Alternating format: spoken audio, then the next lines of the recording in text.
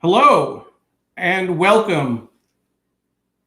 Good morning and thank you for joining us for another edition of Sri's Sunday New York Times Read Along.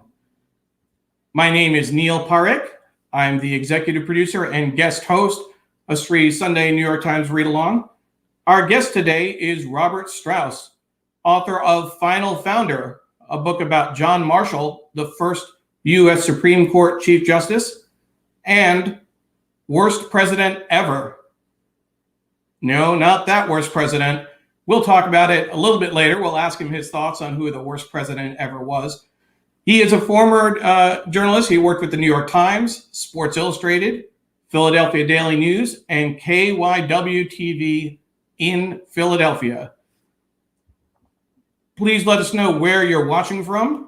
We have a great show planned today. We're going to be covering a special section in the paper about recovering from the pandemic as a society. We'll talk about the shootings in Indianapolis and how it affected the Sikh community. And we'll talk about a number of issues as well. So without further ado, I want to welcome everyone to today's show. Thank you for watching. We have Doug Levy up at 5:30 a.m. Pacific time. And from watching social media posts, I know, Doug, you usually wake up that early. I was up early as well on East Coast time today. Jonathan Borstein is joining us from the East Village. Deborah Kerr joining us from Fort Lauderdale. Hi, Mom. My mom's joining from Hastings-on-Hudson, New York. Thank you. Always appreciate you watching Sunday mornings. Diane Stefani is joining us from Margate, New Jersey. Ted Coltman watching from Washington, D.C. Our friend Patricia Freudenberg is watching from New York, giving a shout out to the New York Times Read Along team. For today's show, I'm actually going to be guest hosting. Sri is out of town, but we've got a great show planned for today. We have a great production team, and we're going to have talk about some serious issues, but also have a little fun and take care of looking at the New York Times, talking about talking with our guest Robert Strauss about his books, about his career, etc. Tim Sohn is joining us from Pennsylvania. Pradnya is joining us from Silver Spring, Maryland, not far from here, for where I am, based in Springfield, Virginia.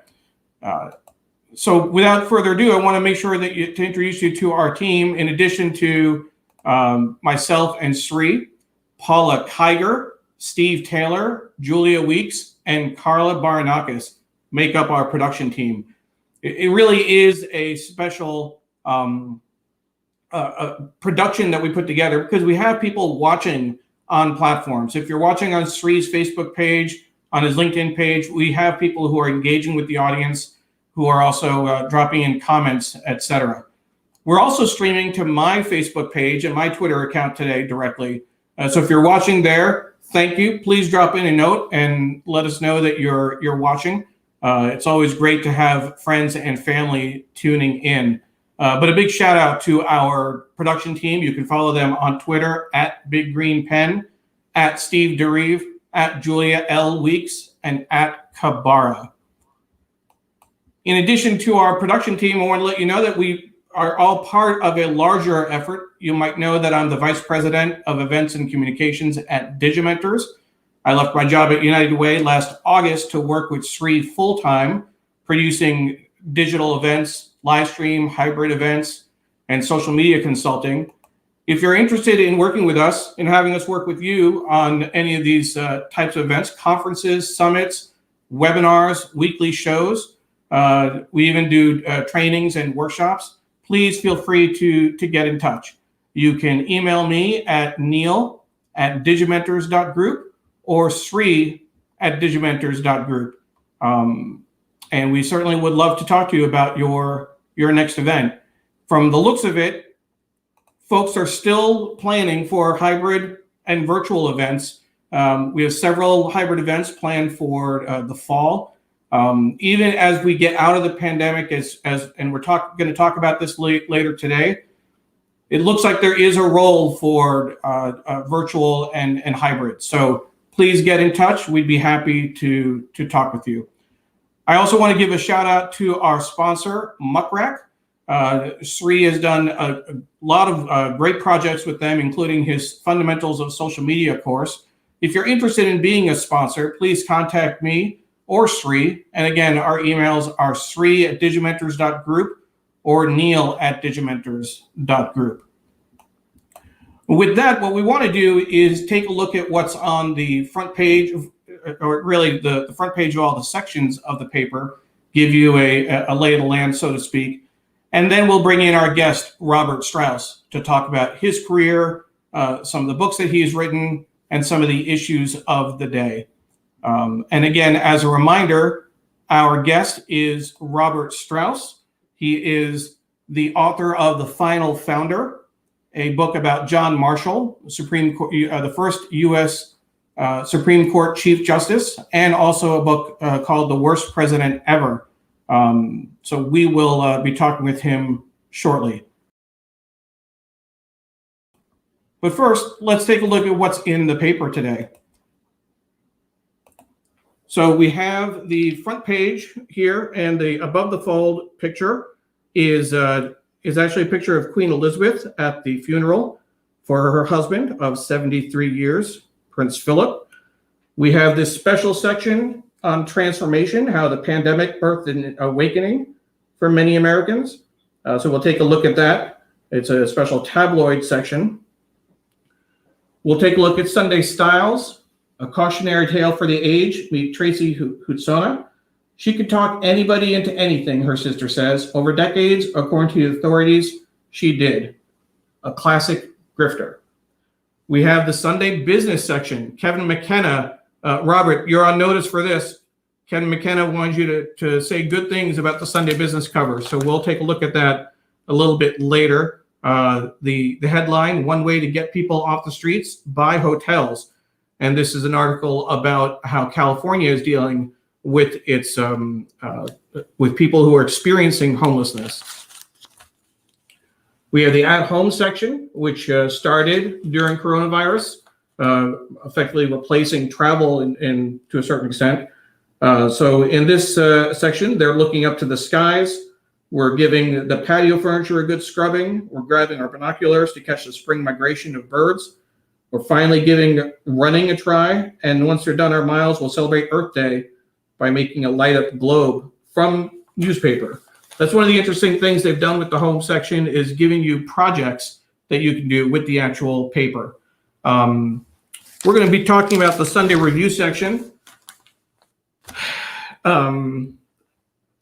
Lot to cover here. Minnesota, America. This is about the Derek Chauvin trial, of course, and the shooting. This Adam Toledo I think it was Dante Wright in Minnesota just in the last 2 weeks. And Robert is actually went to school in Minnesota, so he'll have some thoughts about that and what Minnesota and America is going through. I think what's interesting is the New York Times Magazine cover. If you know the governor of New York, or if you can read the headline, it's Andrew Cuomo's white knuckle ride.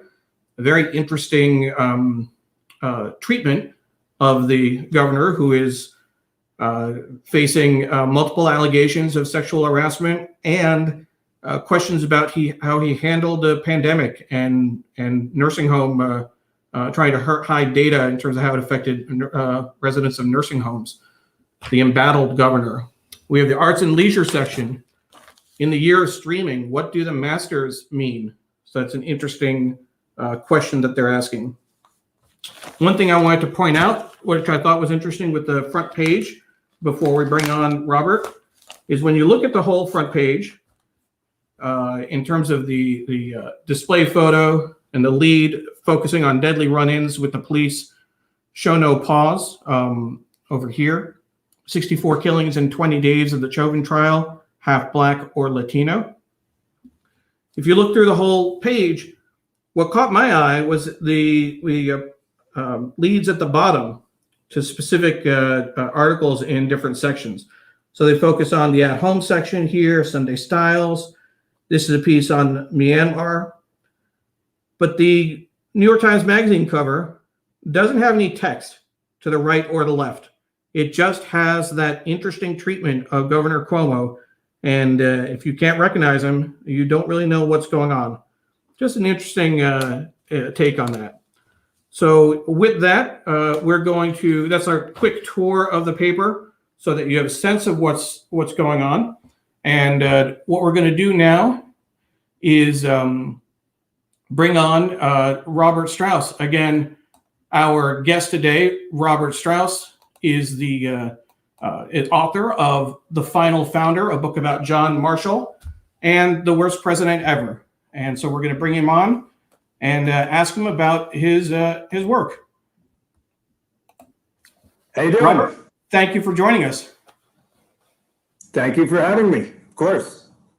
So one of the things that we ask each of our guests over the past year is really, what has the last year plus, it's been almost 13 months now since we've all locked down with the pandemic.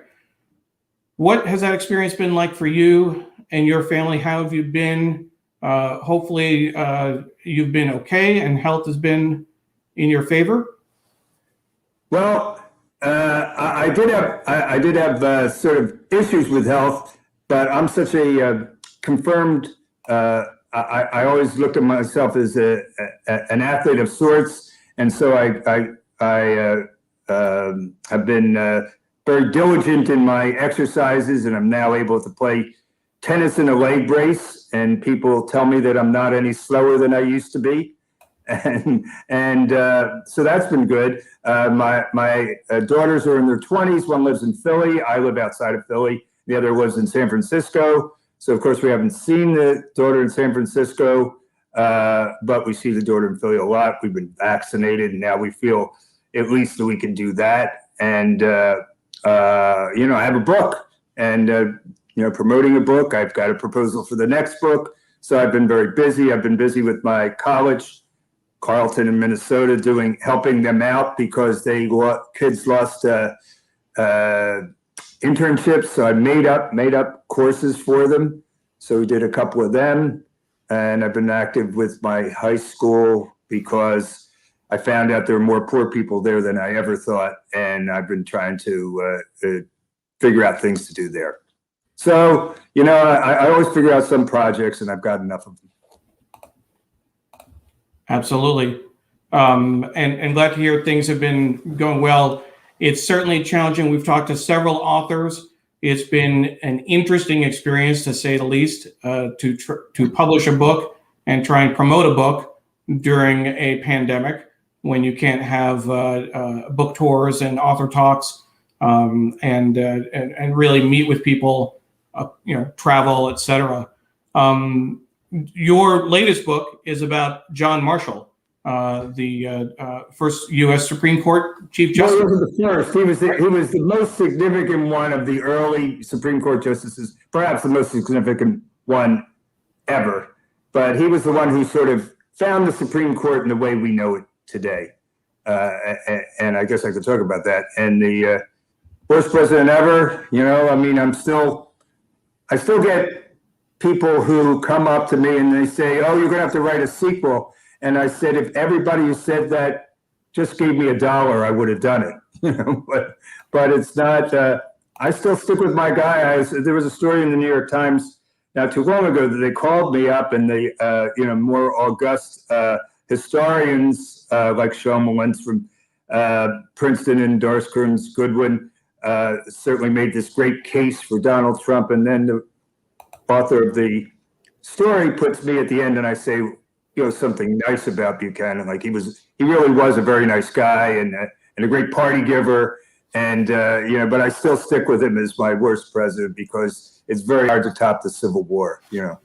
So you're switching to your other book. So just sort of threw both of them in at once. Exactly. So the first one is John Marshall, the final founder. That's what we're talking about in terms of the Supreme Court. And then you were talking about your book, The Worst President Ever, which you declare as James Buchanan. The book came out in 2016, just before Donald Trump. And the last 40. I still haven't sent my thank you notes to Mr. Trump and Mrs. Clinton for increasing the sales of my book, because I was able to go everywhere because everybody was interested, and I have to say that you're promoting this particular book, the Buchanan book. I'm here, right? You just have to be very aggressive. And I've been, it started, my tour started at in quotes, Mount Vernon. Mount Vernon, not far from where I live. I biked down there one day. Yeah, so I mean, it's and then I've been at quote unquote, the Carter Library, which the last time I was there in person. Now it is true. It is true. If you got 300 people in the seats or whatever number there were at the Carter Library, and I'm standing there, and whatever I do, I mean, I try to be entertaining, and I make a joke and somebody laughs, but I can't hear them on here, right? And they can't see me.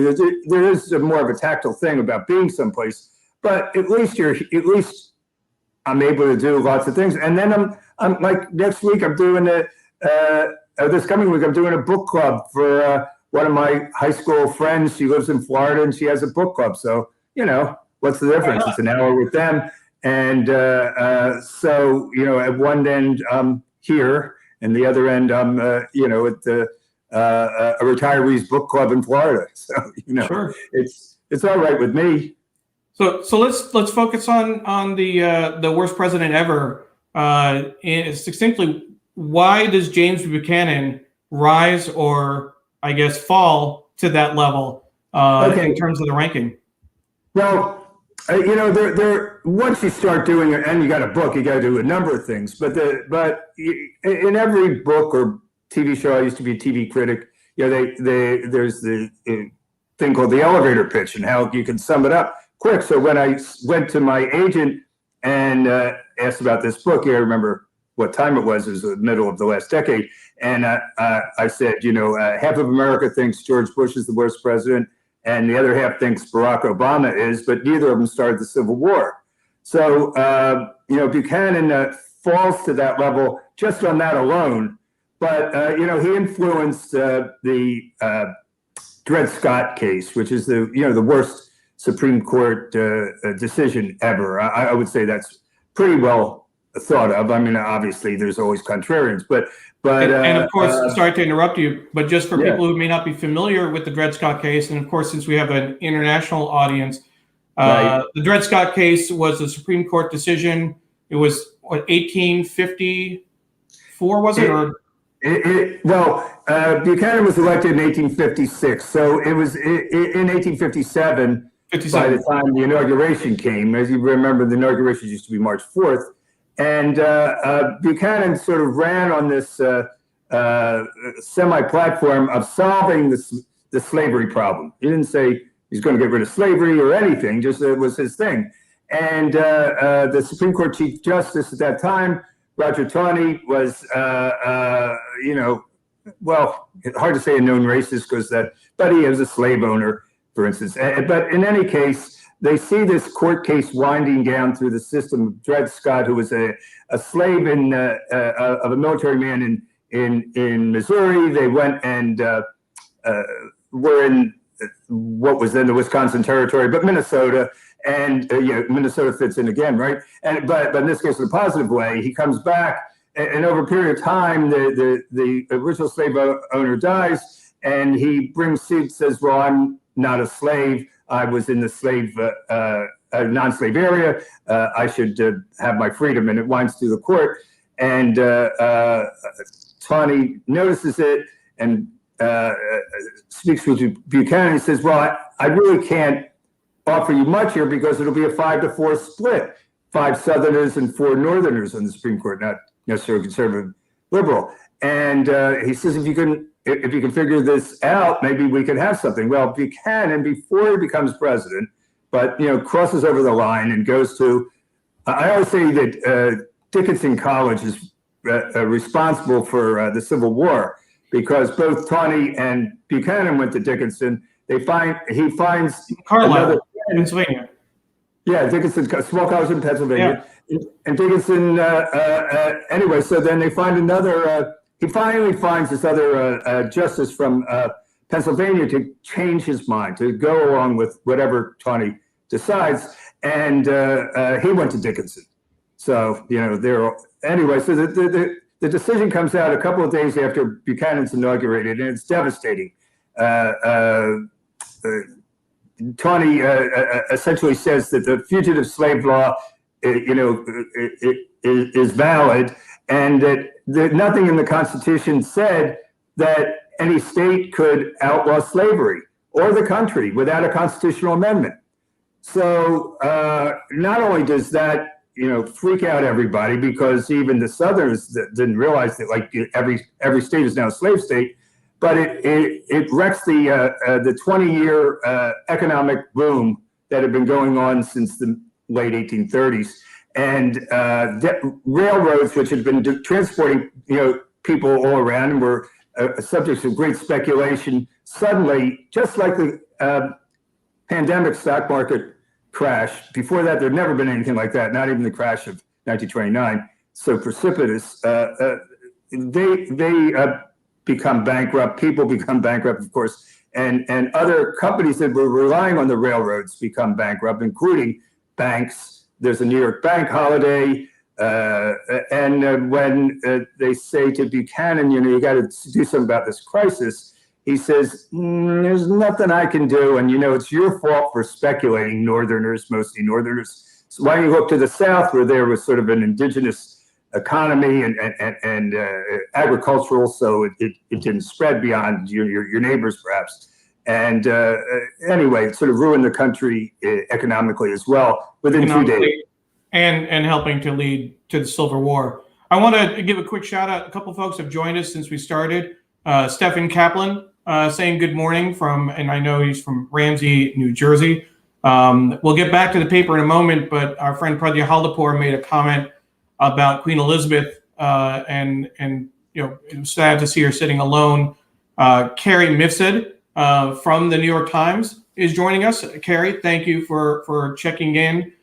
Carrie did the design work for the tabloid section today on the recovery from the pandemic, so we'll definitely take a look at that, take a close look at that. And then Patricia Fortenberg actually has a question for you. What inspired you to write your latest book, the one about John Marshall? Okay, well, once you have a successful book of some sort, the publisher that has the 2-book option wants a successful book like it, right? So they were looking for me to write another biography. Well, I mean, I'm a contrarian. I don't want, am I going to write a biography of George Washington when there are more biographies than you can imagine? I'm sitting in my room here, my living room, where my father's library is, and there's a great amount of American history in it. And well, anyway, I was going to pull up a book, but that's neither here nor there. But I was always inspired by American history. I lived outside of Philadelphia. My father dragged me there all the time to read signs, go to Independence Hall, all these sorts of things. And then when we would take trips, there was always a historical element to them, and so I always loved that. And so I wanted to pick somebody who wasn't as well known, but was at least as important. If you weren't a president, you probably weren't studied very much in school. American history goes like very quickly, even in college classes. Columbus discovers America. Washington wins the war. Lincoln frees the slaves. Roosevelt deals with the Depression and World War II, and then it's May, and you haven't even gotten to Kennedy yet. So it goes in a flash. And even if Marshall is perhaps mentioned, although I have to say, in the last month, Marshall has been an answer on Jeopardy, and Buchanan once. So I think karma is going along with Jeopardy. Robert, what was the question, or what were the answers for Marshall? One was about the XYZ affair, which is something that is known probably to me and 5 other people. So of course nobody got that right. The other was a picture of Marshall, and Marshall. The answer led you to what he was, Sure. Supreme Court Chief Justice. And the Buchanan one, I'm forgetting what it was, but it had something to do with being a bad president or the 15th president or something like this. Sure. And Jeopardy had, there's a story about trivia in the paper today about how trivia has kept us going in some way. Take a look, certainly. And we're Jeopardy holics here, and I even have my on my office shelf my letter from Jeopardy rejecting me in 1971 as a contestant. And it has Jeopardy in the in the logo in the back. But do you have thoughts? Marshall was one of those guys. He's just one of those guys. And I do say this, that anybody who vaguely knows Marshall and knows him as this long-term Supreme Court Chief Justice who wrote monumental decisions. But in reality, if Lin Miranda had read a biography of Marshall before he read Ron Chernow's biography of Hamilton, the play would have been Marshall with 3 exclamation points, because he was sort of the Zelig or I'm sorry. But your book just came out. The Forrest Gump of founding fathers. He shows up everywhere. He's in Valley Forge. He's he's pretty much everywhere, and in some kind of gusto. So I really also enjoyed. Has a pretty recognizable signature on the document, right? Oh no, that's John Hancock. Yeah, Hancock. John Hancock on the bottom. Different John. Yeah, different John. Well, there you go, right? Absolutely. So while people are checking in, Apollo is joining us from Montclair, New Jersey. MuckRack is joining us from New York. And some guy, I'm not sure how you pronounce, Srinivasa. Sri is joining us. Thank you, Sri, for checking in. Real Sri, as he likes to call it, when we take over his account and produce the show. Appreciate your support. He's saying hi to Robert. And he actually does have a question for you, Robert. Okay. Who do you think should host? This is what I was going to ask you. Who do you think should host Jeopardy going forward? Yeah, there's one of my former students. I taught writing at Penn for about 20 years, and one of my former students is pushing LeVar Burton, who is LeVar Burton. Sure. He could have like a whole board of Jeopardy in his categories. You know what I mean? Absolutely. And obviously they're going through charity people, Dr. Oz and Aaron Rodgers, the quarterback, and Katie Couric. So I'm thinking that it's so far between Ken Jennings, the longtime winner, and the executive producer of the show, whose name escapes me. He jumped in. I'd love to see somebody like LeVar Burton do it. Some actor. Yeah. And Sujana Chandrasekhar definitely endorses the idea of Geordie, LeVar Burton, hosting Jeopardy. But our friend Jonathan Borstein is putting in his lot with Ken Jennings. So it looks like we already have a debate going on just within our New York Times read-along community. We do want to give a shout out to Kevin McKenna for introducing us, to connecting us with Robert. Yeah. Kevin is a longtime friend of the show, friend of Sri's. He's actually been on the show several times. So Kevin, thank you very much for helping put this together. Rachel Cooper is watching from the Upper West Side as well. So with that, he and my wife were fellows together. I'm sorry? He and my wife were fellows together at Stanford. That's why we know him 20 years ago. Gotcha. I do want to give Apollo a shout out. Knowing that the XYZ affair impacted our relations with France and leading to the Louisiana Purchase, that would have been much earlier, though. So I'm wondering about the Louisiana Purchase would have been 1803. 03, yeah. I mean, any sort of. No, the Louisiana Purchase was pretty much that Napoleon needed the money, and didn't want to deal with America. But the XYZ affair was the 3 diplomats went over to France to get some money for America, and they were the X, Y, and Z were unnamed agents, but of course people knew who they were. At least went up to Marshall and his other 2 compadres and tried to get them to bribe get them to give bribes, and Marshall said no, and he comes back to America a hero for saying no to France, because even though there seemed to be a lot of Francophiles here, there were certainly a lot of British, and he gets the longest parade through Philadelphia, which was then the capital, of course,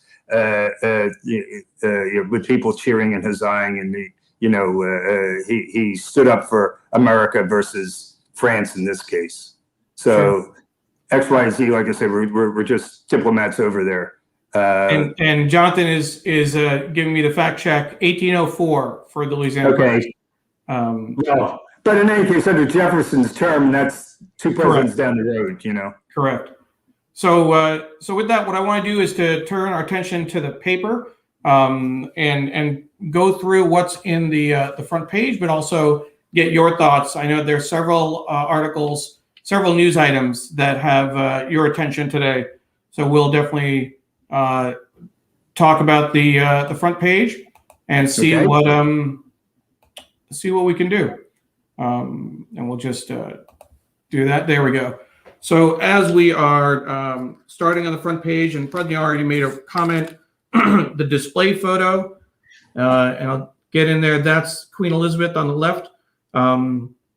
They made a point of saying that they were respecting, they had about 50 people at the funeral. They were respecting the COVID restrictions in the UK. It certainly looks like they're keeping more than 6 feet of distance.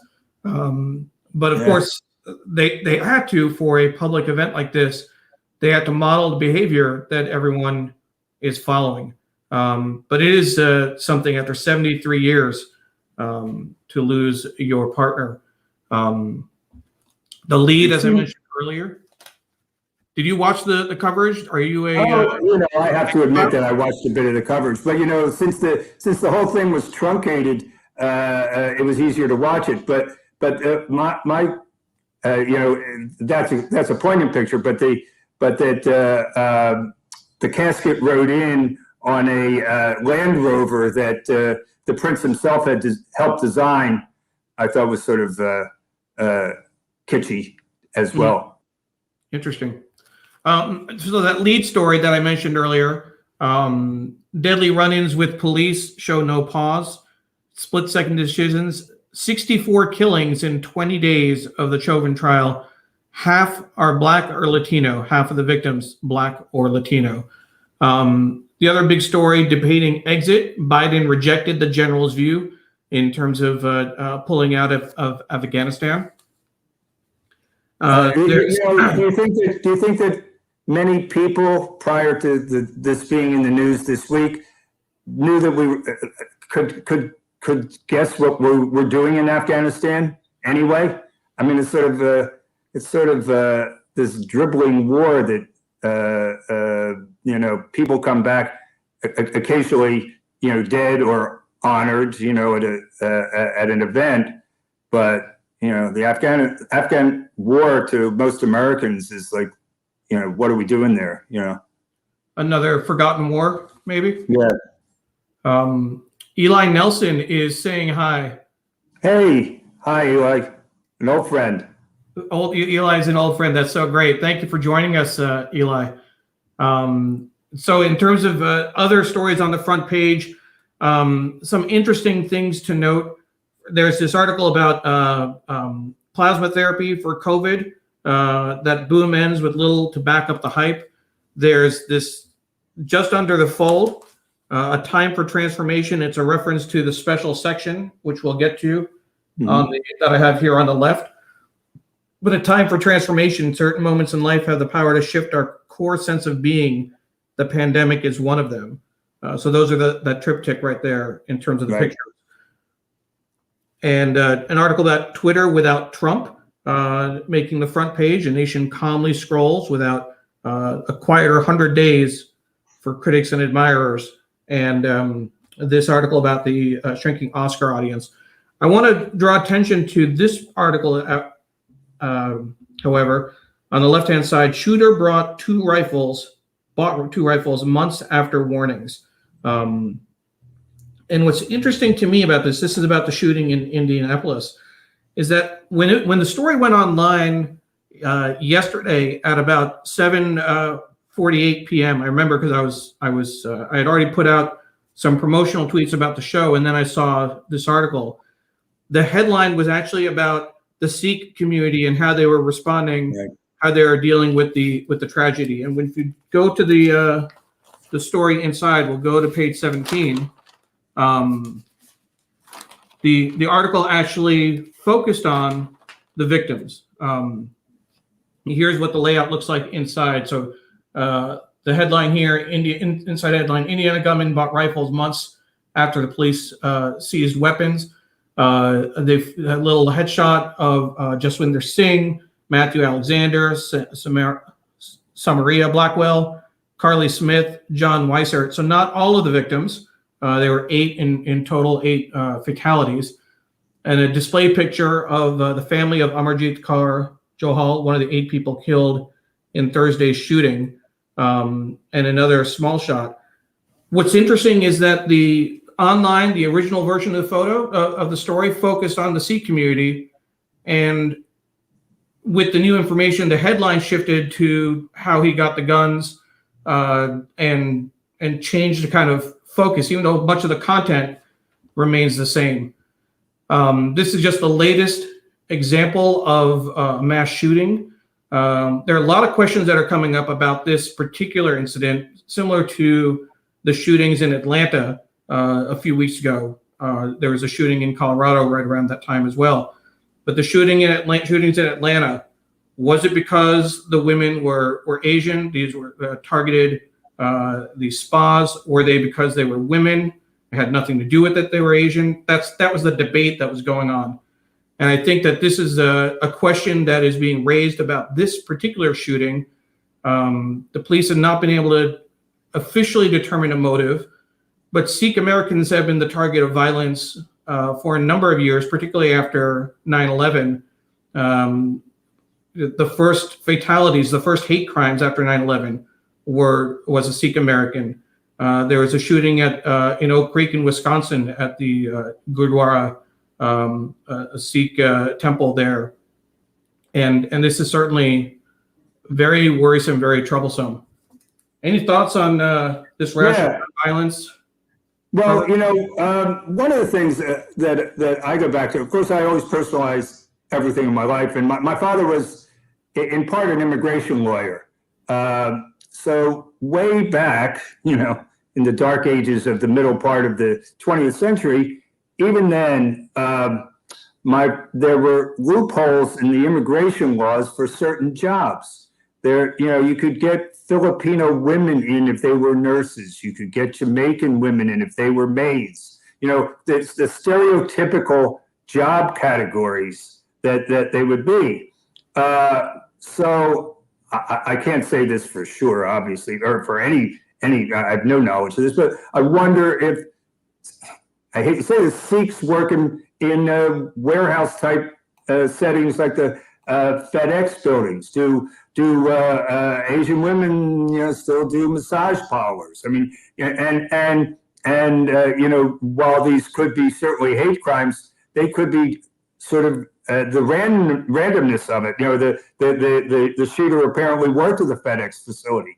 Did he hate his boss, who could have been anybody, or did he hate Sikhs? Or did the Sikhs just have to be there when he came in shooting for his boss or whoever he might have been? I mean, I'm making up a story, really, but we still, I'm sure, have stereotypical job categories. I mean, when I go to Minnesota, for instance, it seems that practically every airport employee is a Somali immigrant. Well, I don't know if they're immigrants anymore, but it's that kind of thing. I hate to say it, or Jews in, I'm a Jew, right? Are we still in the movie business and the banking business, or whatever we're supposed to allegedly be in? So this it does no good for American society to be like this, but it might have even a different tack about the Sikhs. And that's, I think, the big question, trying to tease out workplace shooting versus a targeted attack.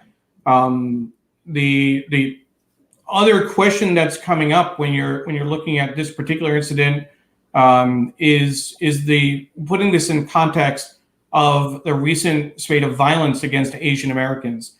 There is, the Daily News, in fact, and I'm going to see if I can pull up a cover for today's paper. So this is a colleague, or Anil Kauhan, shared this with us. I wanted to make sure that we drew attention to it. Stop the hate. If you see this on the screen, we see if we can make this even bigger, a little bit bigger. Asian American stars detailed their experiences with bias. Let's see, just a little bit, I think, with the image.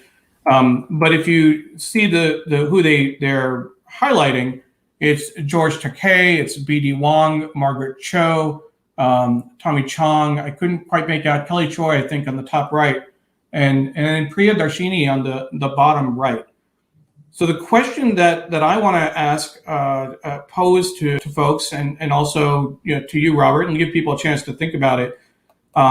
In this discussion, when we talk about violence against Asian Americans, wherever you are coming from that question from, whether you yourself are South Asian like myself, whether you're Asian American, within the Asian American community more broadly, whether you're part of the majority white community or what have you, are South Asians Asian American? Well, I would certainly think the vice president would say they are, being half of one, or whatever you want to say.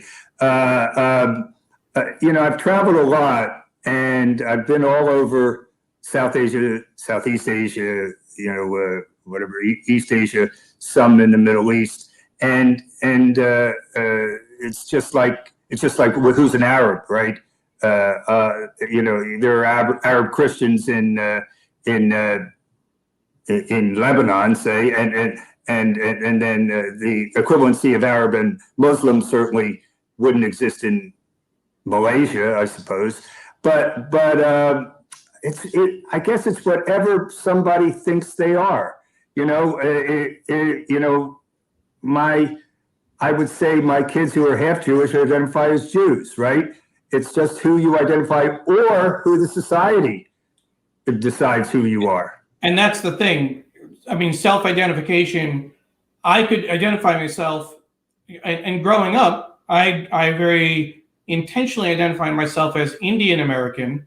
That's, growing up outside New York, graduated high school in 91. That's the identity I had shaped for myself. And as I went to college and interacted with other groups, okay, South Asian became a more accepted term. But even if I think of myself as part of the larger Asian American community, do other South Asians, do other Indian Americans think that I am? Does the media think I am? Does the government? One of the things, I mean, you mentioned President Biden, his statement that he came out didn't mention, I mean, he released a statement about the shooting, but didn't put it in the context of larger hate crimes against Asian Americans. I was surprised, frankly, by the Daily News cover, pleasantly surprised. I was prepared to not see a South Asian or Indian American name and face on that cover. It depends on what their framing is like. So I'm curious about what folks in our who are watching think. Paula and Steve have both posed the question to people watching. What is your take on what it means to be Asian American? Are South Asians Asian American? And it depends, again, regardless of your own identity. If you're African American, if you're Asian, if you're in the media, curious about what your thoughts are.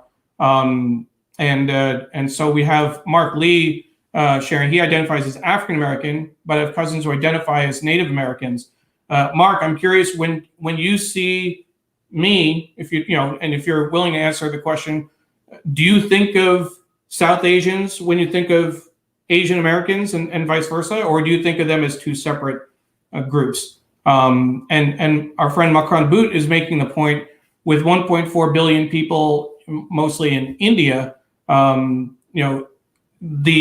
identity can be India, not Asian, certainly not Hispanic.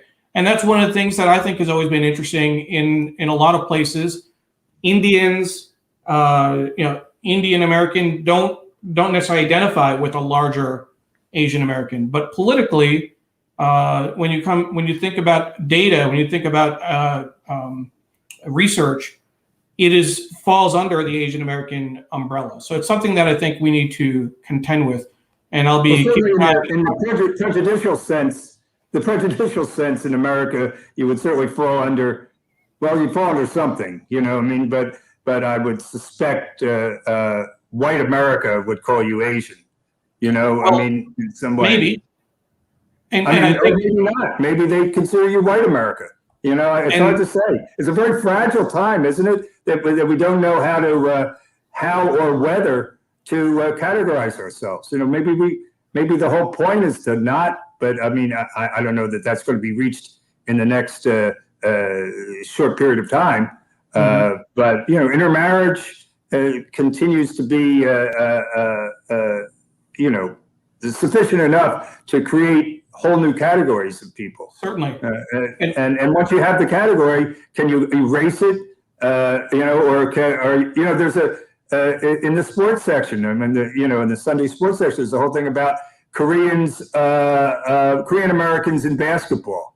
As few as there are. One's a referee, and since I'm a basketball referee, I sympathize with him. But he's Korean, and I'm just old. But you know what I mean. It's like once you're the first X of some X group, whatever that group is, then you've created the group again, and you find people to augment the group in some way.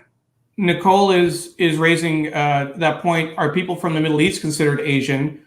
Technically, they are in Asia geographically. The continent of Asia extends to Turkey. And so, in terms of Southwest Asia, I think in Israel, Jordan, etc., you could make that argument certainly.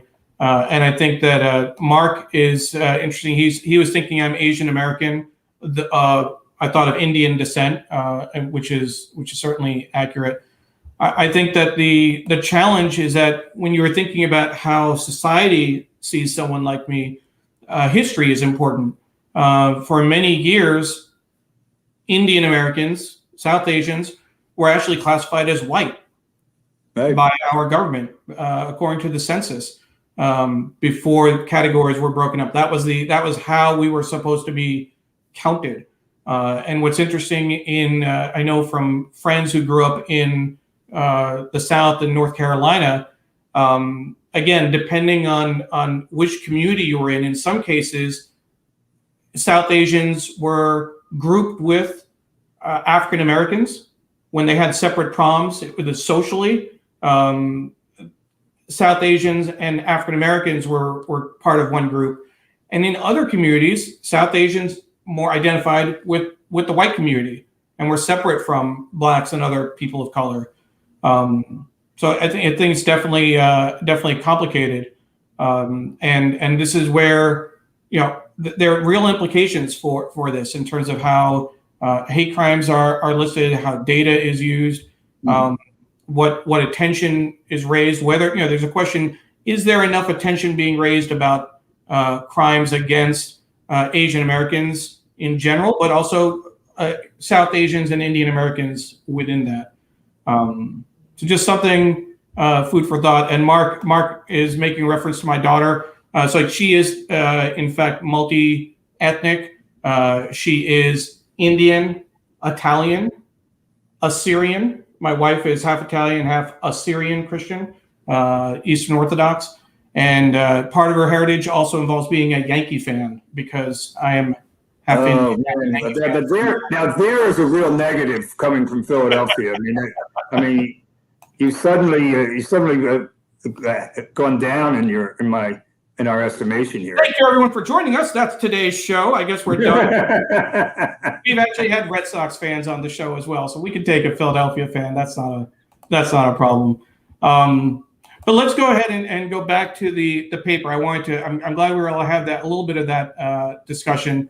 And I'll share Patricia's thoughts as well, that as a first generation American, first language Spanish, she feels gray, not black or white. So that's an interesting take as well.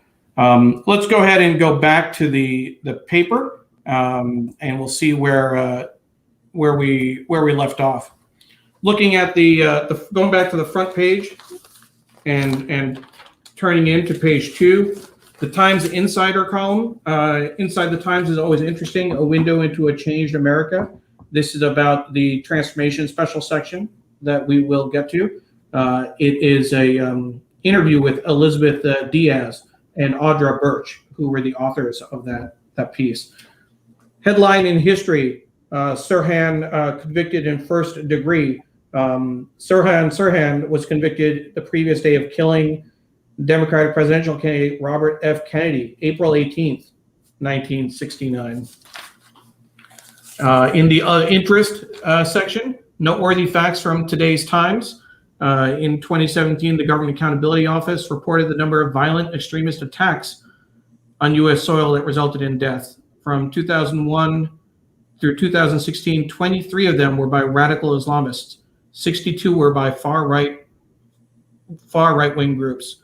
So 23 versus 62. Other notes, in 78, Princess Margaret, the sister of Queen Elizabeth, became the first member of the British monarchy to get divorced since King Henry VIII. A study found that over nearly 3 decades, women accounted for 80% of all adult allergic reactions to vaccines. That's interesting. Vaccines may affect women differently in the home section. And in 74, CBS Saturday's Night lineup, described by some critics as the greatest night in TV history, consisted of All in the Family, MASH, The Mary Tyler Moore Show, The Bob Newhart Show, and The Carol Burnett Show. For longtime viewers of our show, you'll notice that the ad in the top right corner is not by Tiffany's. It's recently, I think about a month ago now, Tiffany ended its run of about 100 years of owning the top right space. I think just in terms of, they were recently taken over, a corporate takeover. But our friend Stuart Elliott had told us, longtime media columnist for the Times, that Tiffany's had paid a premium for that top right corner on page 3. So very interesting, kind of a bit of history. And then we'll go on and see what else is in the paper. Can I go back for a second to the All in the Family thing? You know, it's from the book. It's from a book review about 1974 being some transformational time, and using that as the lead in the story. And I think that it's one thing I have about these books like that is like 1974, the biggest year to do X, Y, and Z, or you know the treaty that changed everything, and I'm guessing it's more in the promotion of books. But I'm thinking like, well, 1974, All in the Family had already been on for a few years, you know. You know, I don't want to pick on All in the Family here, but I'm sort of like, I'm not encouraged to read books like that unless it was my year, you know. I mean, they said 1969 when I graduated high school, and you know, I would read that. But 1970, a year later, I don't know, is that any more significant than any other time? Anyway, it's just a thought I have on books like that. Sure. In the rest of the paper, tracking an outbreak, an interesting article. They flatten the curve, but are now behind it. In Europe, they did well early on, but they're having trouble with their vaccine rollout, which is interesting. And then we also like taking a look at the ads in the paper. You don't get this online, at least in the same way. Allbirds took out a full page ad. Allbirds is one of Sri's favorite choices for footwear. And it's interesting, they're putting big brands on notice. Adidas, Burberry, Gucci. You can see the list at the top right here. Louis Vuitton, Prada, across the spectrum. And what's interesting is that they're saying all birds pollutes the planet, and we put that dirty little secret on a label for all to see. We call it our carbon footprint, which is the rather precise measurement of the emissions of every product we make. And so they're putting the data out there. There's a QR code at the bottom to get that data, and it's signed from Allbirds. So it's an interesting approach to advertising and the climate change debate. Here's another full-page ad, a gift of hope. Thanks to $50 million from the Lennar Foundation, cancer patients in the Orange County community will be able to get groundbreaking treatment and world-class care locally. Internationally, taking up arms against Myanmar's Goliath. You said how many countries have you traveled to, Robert? My count in my nerdy count is 105, and yes, I've been to Myanmar. I was there I was fired from a job, and living well is the best revenge. I took a round the world plane ticket and backpacked around the world in my 30s in '84, and it was very hard to get into Myanmar, even harder than it is now probably. And you could only stay for 7 days, and you had to have a certain amount of American or European cash. And so at the border, I met at the airport, I met a couple of people, and we rented a car and driver and went around to Myanmar that way. Interesting. I have family who are originally from Myanmar. In fact, my mom was born in Myanmar. We have a whole wing of our family that is from there, and certainly watching the coverage closely. There's an article about with Angela Merkel leaving, the role of Germany's Green Party is expected to grow. Let's see what else. This is then turning into the exit from Afghanistan. A Pennsylvania town exhales at a war's end. Mixed emotions there, and then a long article about President Biden's decision of rejecting the views of his generals. This is more coverage of Prince Philip's the ceremony, his funeral, and you can see this is a shot with the guards, and that is the Land Rover, I think, that you mentioned. Yeah. There's another shot with Prince Charles behind the Land Rover. I wonder the Land Rover memorial opens to mixed reviews. Yeah. Our objective was to build a memorial that would stand shoulder to shoulder with other monuments and elevate World War I in the American consciousness, which is interesting in terms of the impact of World War I in the U.S. Our late entry certainly devastated Europe well before we joined the fight. Any thoughts on World War I? Yeah, and once again, when I was a boy, there were still World War I vets, and once they died, World War I was forgotten. I've been there, and if you go to Verdun, which is the pitched battle with more modern weapons, there's a large building there, and it's the crypt or last resting place of 130,000 unidentified bodies. So can you imagine a battle where they couldn't even identify 130,000 people? Not to mention the cemeteries all around. And if you go to parts of Belgium, you'll come to towns like that, that with memorials to thousands of people who died in these horrible World War I battles. But the same way, when the Vietnam veterans die, or when the World War II veterans are all gone, will we remember World War II? I think so, but still, it lends. When I was growing up, the war first was World War II, even though I wasn't born during World War II. Sure. And then the war became Vietnam. I don't know what's the war now to people. The war. Yeah. And of course, we've had the wars in the last 20 plus years, right. Iraq and Afghanistan. I want to say hello to a few friends who have joined us since we last checked in.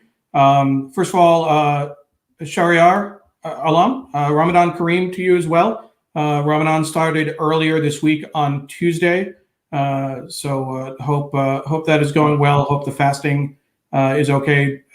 Thankfully, at least it's depending on where you're located.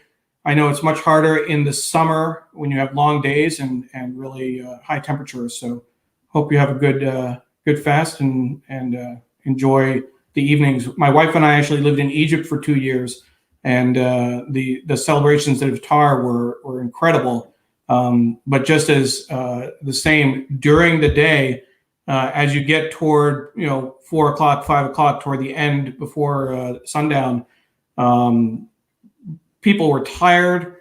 Taxi drivers were rushing to get home. You didn't want to be on the street at that time of day. Have you been in a Muslim country during Ramadan, Robert?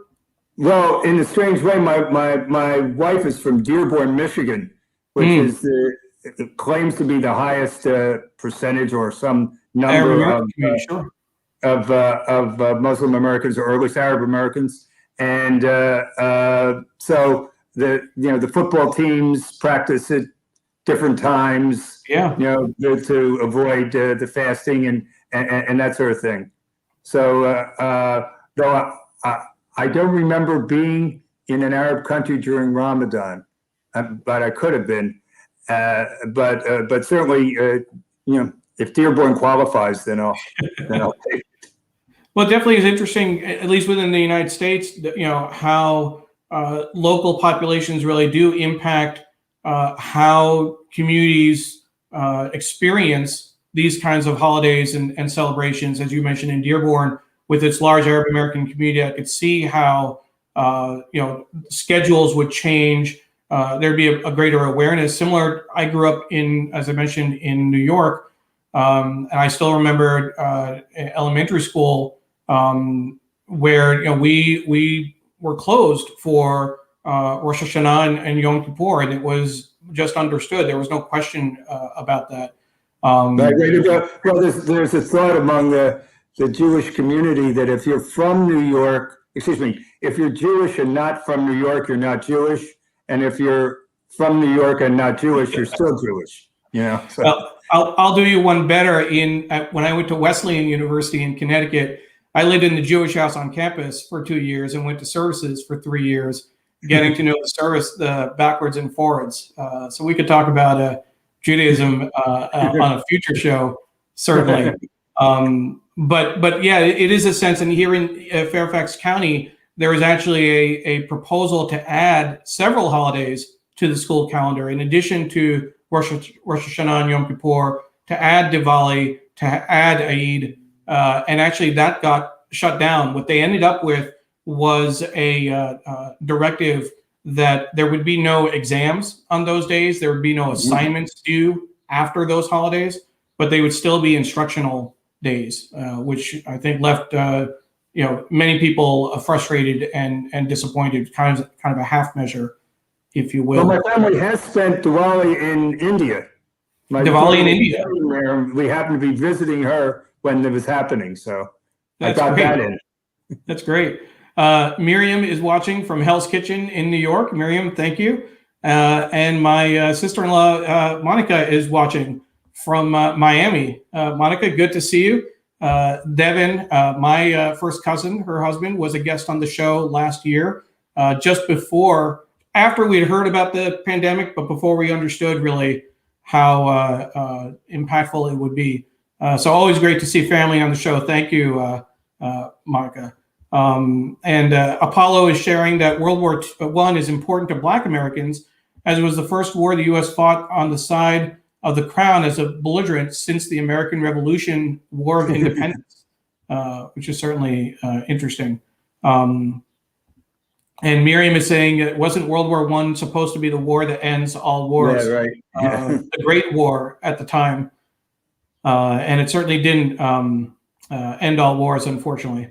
But just Jonathan is saying that somewhat in New York, everyone is Jewish, even the anti-Semites. A little from our friend Jonathan Borstein. let's see here. Ellen was saying she was in Morocco and lived there and celebrated Ramadan. Very interesting, very interesting. Mark is saying, I love international festivals because you learn a lot about other cultures.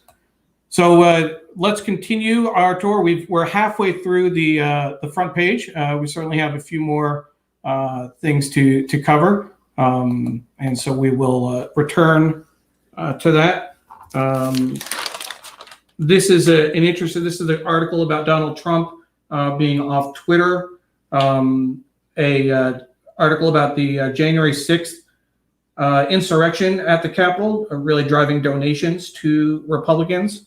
And then here's an article about politics closer to home here in Virginia, the mission to defend transgender rights. A trailblazing Virginia lawmaker on the GOP's aggressive legislation push. Danica Rome is the first transgender state legislator, if I'm not mistaken, and she's here in Virginia. There's a full look of the article. This is the inside part of the story on the shooting in Indianapolis, which we looked at earlier.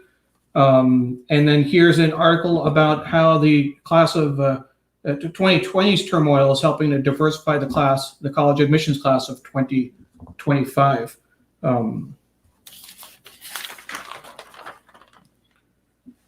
And certainly, again, Robert, if there's something that gets your attention.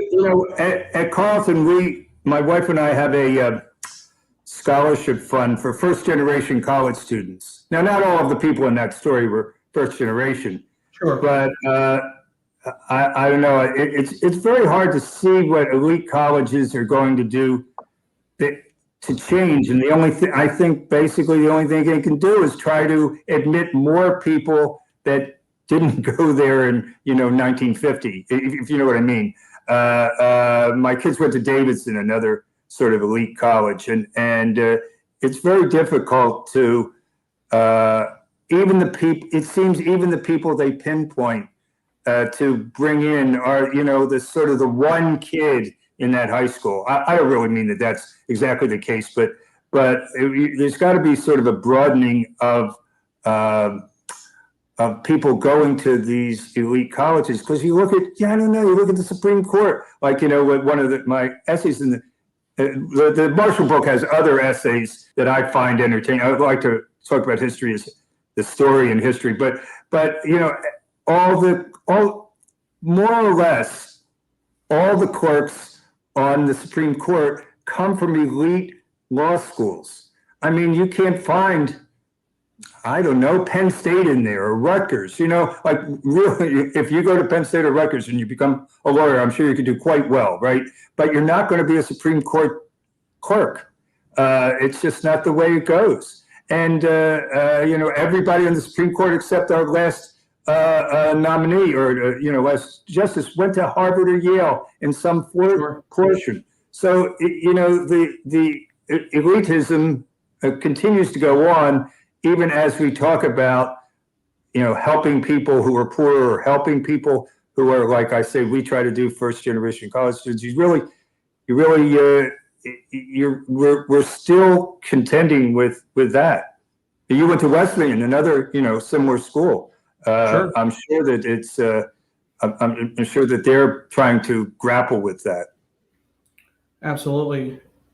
This two-page spread that we're looking at right now, I just want to point out, this article on top left is the continuation of the story about run-ins with the police during the Chauvin trial and how disproportionately impacted Black and Latinos. This is coverage of the Chauvin trial on the right-hand side, different people who are testifying. And then the bottom left, the body cam footage out of Chicago. And if you saw that story, Chicago police shooting of 13-year-old renews anguish and frustration. Adam Toledo harkens back to Tamir Rice in Cleveland several years ago. Yesterday afternoon, what was interesting is that on the front page of what I would call above the fold on the website, there were these two stories, and the Chauvin trial were prominent. That's all that they were talking about on the website. And here's a look at what that looked like yesterday Amid pain of Derek Chauvin trial, police killings continue to mount. That's that story. The Chicago story. Why police can stop motorists with air fresheners. That's the Dante Wright shooting on the in terms of the books. If there's something that's obstructing the view, police can pull over the car, and it's been challenged and actually upheld several times. These are air fresheners. And what's interesting is that even the bottom middle story, if you can see it in a changing Boston, this is a police story, not necessarily around racial issues, but the head of the union had a history of abuse and was not disciplined, and the acting mayor is trying to do something about it. And even in the bottom right corner, a white police officer will face a charge of intimidating her son's black friend over his Black Lives Matter views. So this was striking yesterday afternoon, this package of stories on the front page of the paper. Really a lot to think about and consider. So continuing on with the paper and a few other sections that we want to certainly talk about. What's always interesting in terms of the way that the paper gets laid out. So if you look at this is the front page section. And when it goes past a certain page count, when it gets past 20 pages, the next section is actually tucked in, right? So you can actually open it up. And in this case, it goes into the obits. Oftentimes I've noted a very interesting story in that tucked in section. It almost felt like it was intentional, but Carol Prasant, antiques dealer turned elegant design writer, is dead at 82. Helen McCrory, 52, a British actress who was good at playing villains. She was in both Peaky Blinders and the Harry Potter movies. I love obituaries. Go ahead. I love obituaries, and even locally, I read death notices. And my friends kid me that one day I'm going to find myself in there. But the obituaries, especially in the Times, tend to want to tell stories too. I mean, they I'm sure they pick people to make sure that you get some sort of little story about it. And the other thing, I used to write some of the longer vow stories, the wedding things. Sure. And I always made my students read them and try to suss out the backstory of why the wedding was a featured wedding. And we've actually spent a lot of time talking about obituaries on the New York Times Read Along. We've had Neil Genslinger as a guest, who's on the obituaries desk now, and Amy Padnani as well, who oversaw and really focused on the Overlooked series of obits, doing New York Times obits for people that they had missed, women, people of color, etc. So what I'd like to do is and noting that it's 9:45, so we've certainly deal on that front section. I want to make sure we focus on this special tabloid section that came out. The article was online earlier, about a week ago, but from talking with the folks at the Times and in the print hub, Tom Jolly, the print editor, has been a guest on the show twice, and Sri and I had the privilege of meeting with a lot of their design staff to discuss the paper, our experience with the read along. The timing, it's interesting, is that they don't push out the content across all channels when it's first comes out, when it's ready. They wait for the right timing for each channel. So if something's ready and they want to put it online, they put it online, but then they wait for the right time to put it in the print section when there's space to put it in a tabloid, etc. So I always think that's interesting. On a personal note, and I don't know if you'd be able to see with the angle, if you can see there's a big old crease in my paper.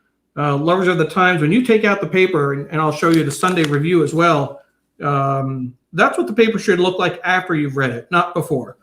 You want a nice clean paper. If you like your paper that way, it's not what I want to see. But of course, somewhere along the lines, I'll say that this is the first time in about a year and a half that I remember seeing the paper crinkled that way. So here's this piece by Elizabeth Diaz and Audra Birch. It certainly has some incredible photography. This cover shot, in fact, is by Elliot Ross. Transformation, how the pandemic birthed an awakening for many Americans. So we'll just go flip through this real quick.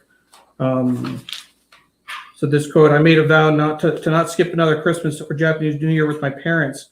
I don't know how many I'll have left with them. Paige Bowman in Washington, D.C.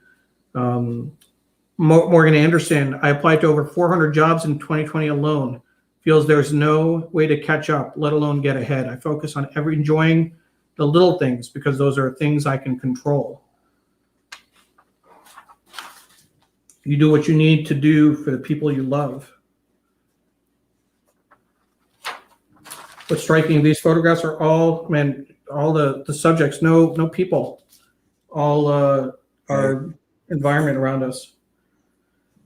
My husband quit his job and we moved to his hometown. No one yells every day anymore. I have come to the realization that maybe I deserve to be happy too. For a number of people, they've been able to move, even if they have a job. Working remotely, they don't necessarily need to be in the big city. I no longer have any clear trajectory and I'm learning to make peace with that. That's the quote over here. My family lives in India. My father had cancer during the pandemic. The hardest part was not seeing them, knowing things could change suddenly. Coming out of this, I realized emotions can't wait for another day. I am calling my parents more and expressing my love and gratitude to them.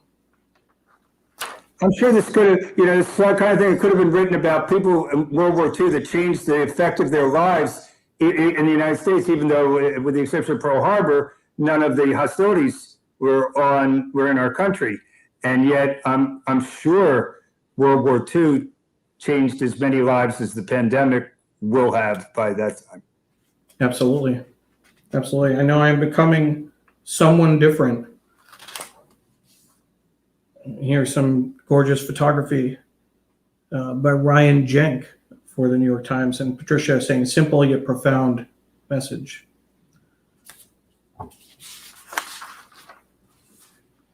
I finally started looking at myself.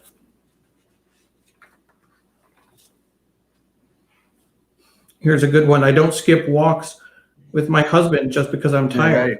See? We made it a point, at least into the summer of last year, we went on family walks, my wife, my daughter, and I. And then when things started getting a little colder, it was a little harder to get out. And over the last several weeks, we've been able to get out again, which is nice.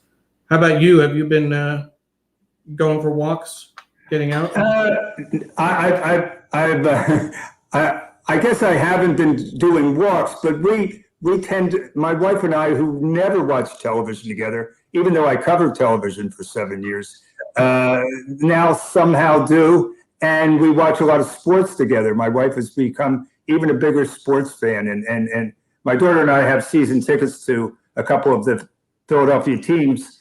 And, my wife has become at least as fanatical and looks into their social lives and what town they live in or came from or whatever other, trivia would be about the people in it.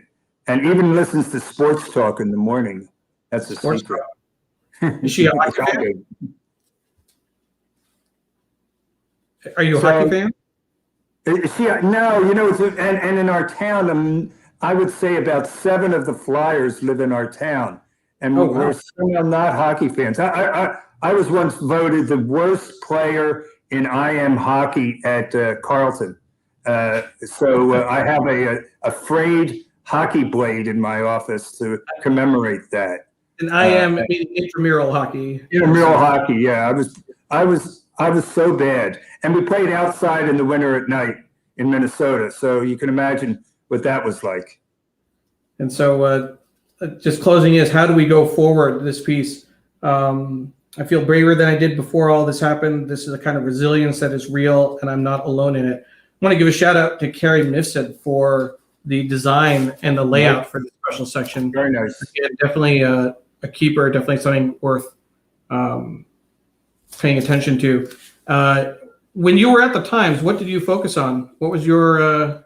I actually wasn't at the Times. I was an honored freelancer. I had one time an editor counted up, and I had 1,000 bylines in the Times for not being a staffer. But the biggest thing that I did about Sundays is there used to be Sunday regional sections. Yeah, the Jersey. And the one in New Jersey where I live, I wrote. It was as if I were a staffer. I mean, Carla actually edited some of my stories, and and then at the time, Kevin had me do business stories and tech stories, and there were second home stories and whatever else the stories were. So, and mostly they were offbeat stories. They would. I once did a story for the Jersey section, going back to all the houses I had lived in New Jersey with my daughter, about 7 of them, and see who lived there and what they had found over the years. And so it was that kind of fun kind of thing. I guess I felt like I had a great career going into journalism. I hear so many people upset about their jobs, and I don't think I ever was. I mean, any day might have been bad, but to be in journalism was like going to school and being paid for it. Sure. That's what being a historian is now. It's the same thing. I'm going to school and being paid for it. We promised Kevin we'd take a look at the business section. Right. Kevin is the deputy editor of the business section. This lead story about using hotels to address the issue of homelessness. Pretty amazing, huh? Yeah. It's just shocking how many homeless people there are. It's shocking, everybody says this. We're the richest country in the world, or I don't know, Brunei might be, but you know what I'm saying. And we have so many poor people, and why the inequities stand. I know that's almost a given, but to see homelessness is just shocking. Here's the continuation of that story. And again, great layout here in terms of the a 2-page spread, very dominant photo of Mr. Sanchez outside the Hotel Diva in the Tenderloin district of San Francisco. He lived in a tent for 6 months before moving into the hotel in November. One way to get people off the streets, by hotels, looking at a timeline of different proposals and approaches, some historical pictures as well at the bottom. Very, very interesting. It didn't have the normal Q&A of an executive. Say that again. Robert, say that again. It didn't have there's normally a Q&A with an executive in the business section. Yes, I skipped. I think this is the work friend. You're talking about Roxane Gaze. How does one handle colleagues who repeatedly ask, "Are you Christian?" and won't accept the responses, "I don't discuss my personal life, including my religion, at work." There's also another Q&A. I wonder if it's on the front. There's another Q&A in the business section as well, but I couldn't find it. Yeah, that's what I'm saying. This is the one I couldn't find. Maybe it wasn't this week. Sure. Taking off. Usually an executive, a CEO of something, And of course, the real estate section, I'm based in Virginia. The real estate section in the national edition is just a 1 page in the on this left-hand side here, right. And much larger, of course, in New York. And then, as we mentioned, there was this story about Minnesota being a microcosm of America. The Governor Cuomo cover in the New York Times Magazine, which is certainly interesting. But what I want to do is, as we approach our time, Robert, I want to give you a chance to offer some final thoughts around your books. We'll remind people again that you are the author of 2 books. One on John Marshall, and one on the worst president ever. Tell us about these books again, briefly. Okay, so I like to tell stories about history rather than the dull and turgid history itself. I believe history should be entertaining.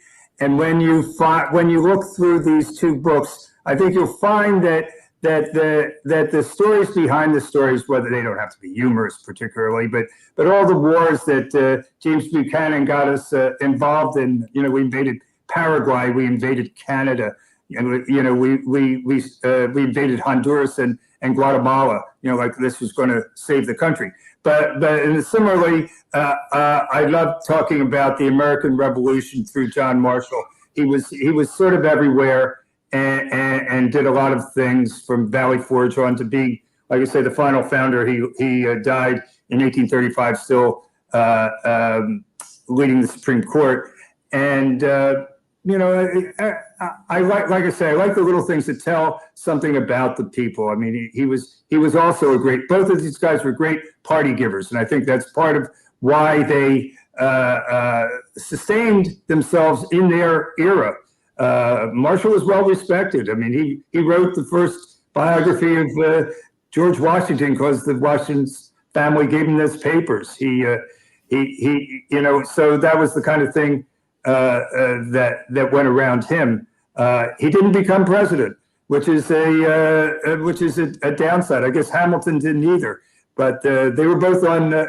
Marshall was on bills and paper money in the 19th century, and he's still revered. If you go to the Supreme Court building, his statue is up there, and whenever a new Supreme Court justice gets inaugurated or whatever happens to them, to get on the Supreme Court or the ceremony, they sit in Marshall's chair as an honor. So they they have real lives. All these people had real lives. I'd love to be the fly on the wall when Barack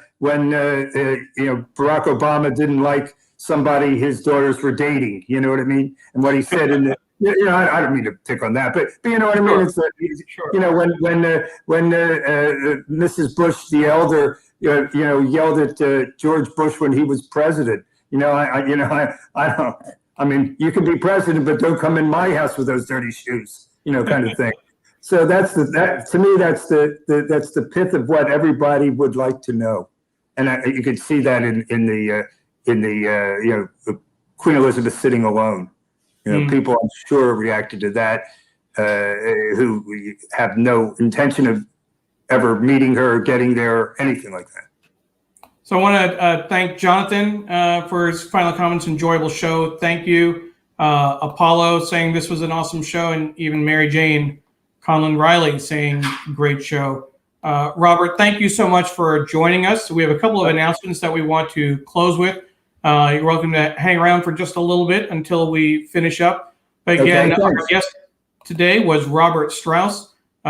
He is the author of The Final Founder, a somewhat unconventional biography of U.S. Supreme Court Chief Justice John Marshall, and another book, The Worst President Ever, about James Buchanan. And he had written for the New York Times, Sports Illustrated, Philadelphia Daily News, and KYW-TV in Philadelphia. If you joined us in the middle of the show, as soon as we finish, the show will be available on the same channels on Facebook, Twitter, YouTube, and LinkedIn, so you can watch the show. Feel free to share it with your friends or tag people who might be interested in specific parts if there's something that you want to show them. And just before we close, I just want to make a few quick announcements. After our show at 11 o'clock, She's on Call, hosted by Dr. Sujana Chandrasekhar and Dr. Marina Kurian, will start at 11 a.m. Eastern Time. This week's show is all about allergies, and they have two great guests, so I certainly encourage you to tune in for that. And then if you have seen the announcements, Social Media Weekend is going to be May 21st and 22nd. And hopefully you've hung around long enough to hear that we have a special discount code for viewers of the New York Times read-along. Go ahead and register and use the code New York Times read-along, NYT read-along to be specific. And all viewers will get a discount off the early bird rate. It's a great conference. Digimentors is producing the conference. We put our conference online last year with 10 days notice, and we're fairly successful. I think we're going to have a great conference again this year as well. So please do join us, and please check out the information, smweekend.com, smwknd.com for more information. And don't forget to use the NYT read-along code for a discount. And again, I want to give a shout out to our production team of Paula Kiger, Steve Taylor, Julia Weeks, and Carla Baranauckas. They do a great job every week, and we are indebted to them for the work that they do. We have Emily saying thank you, and Patricia saying thank you for the coupon code as well. So thank you, Patricia. Ellen saying that we had a great show, Carrie as well. And before we leave, I want to let you know about the Local Connection, which is a project put out by our very own Carla Baranauckas. The Local Connection is put out by the Center for Cooperative Media at Montclair State University. Every week, they offer story ideas and pro tips for journalists. And best of all, it's free. So please subscribe at bit.ly/local news tips. That's bit.ly/local news tips. And as far as the read-along is concerned, next week, our guest is going to be Michael Moss. Sri Srinivasan will be back to host the show. Michael is the author of Hooked, Food, Free Will, and How the Food Giants Exploit Our Addictions. He's a Pulitzer Prize-winning investigative journalist and was formerly with the Wall Street Journal and the New York Times. I'll say on a personal note, similar to when Ron Lieber was our guest, I'm going to be the executive producer of the show, but I'll also be listening as a viewer because just as I needed the advice around managing money and thinking about college for my little one, who you might have seen Yes. coming around the corner. Emily, are you here? Do you want to say hi to folks? You're welcome to. Now that we're at the end, let's see if she comes in over my elbow.